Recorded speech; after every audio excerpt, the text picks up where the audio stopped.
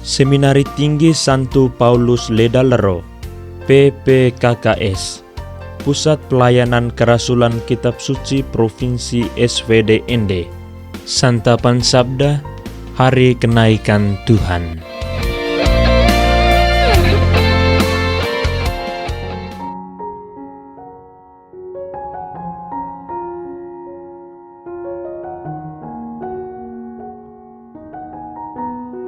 Soekarno, Presiden pertama Republik Indonesia, mengatakan bahwa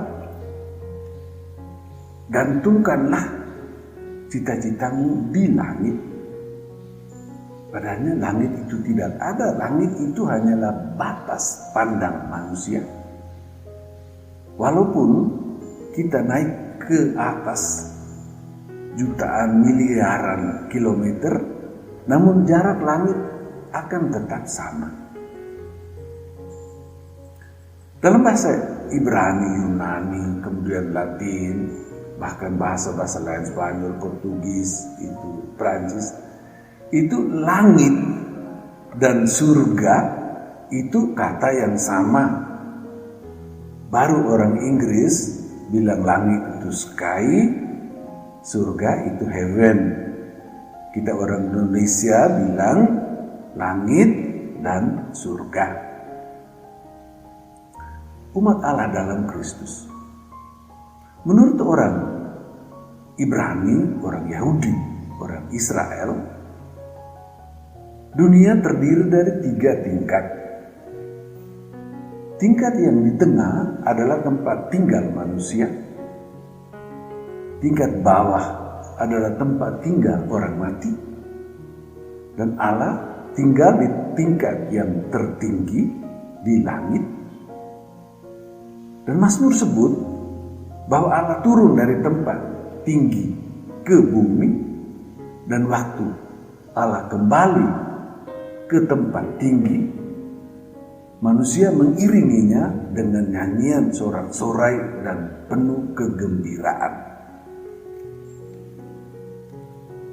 Injil bercerita bahwa Yesus datang dari Bapa ke dunia, lalu hidup bersama dengan manusia. Dan akhir Injil Matius menyebut bahwa Yesus mengundang para murid untuk berangkat dari Yudea ke Galilea, itu jarak lebih dari 100 kilometer. Dan di Galilea itu Yesus menampakkan diri, memberikan amanat kepada mereka untuk pergi dan membaptis semua orang, dan berjanji untuk menyertai para murid. Dan Matius tidak menyebut bahwa Yesus sesudah itu naik ke surga.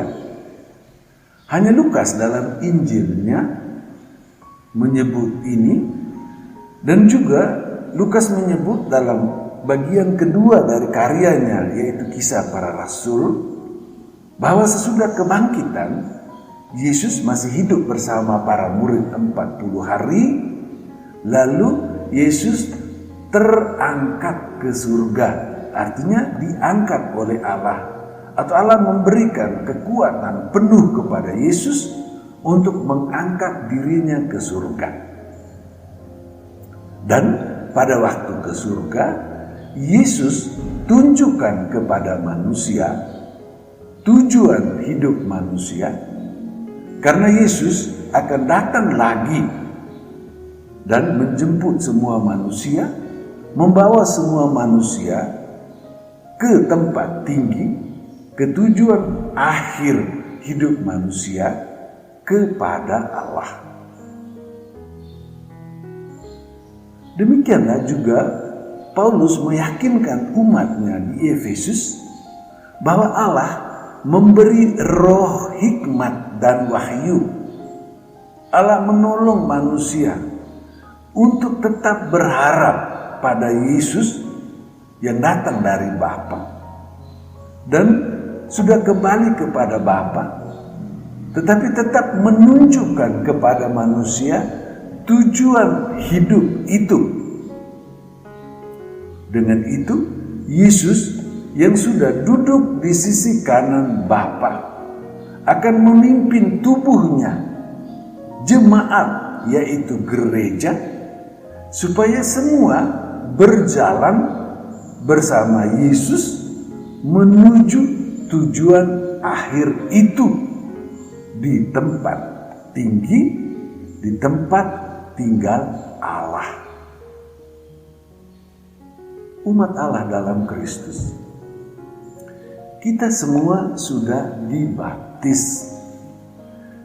Kita hidup di dunia ini bersama dengan Yesus, dan selama hidupnya Yesus ajarkan kepada kita bahwa kita mengusahakan kehidupan di atas dunia ini sambil terus mengarahkan diri kita pada tujuan ke tempat tinggi di mana Yesus duduk di sisi kanan Bapa, dan kita semua diberi santapan sabda Allah bahwa kita yang Allah berikan hidup di atas dunia ini mempunyai tujuan hidup yang sama seperti tujuan hidup Yesus.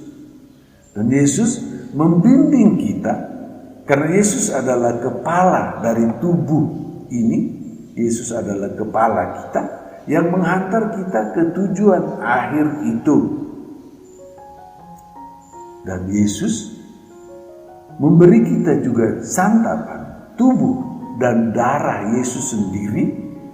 Dia bersatu dengan kita seperti kepala bersatu dengan anggota tubuh. Dengan itu Yesus memimpin kita masuk ke dalam hidup bersama Allah.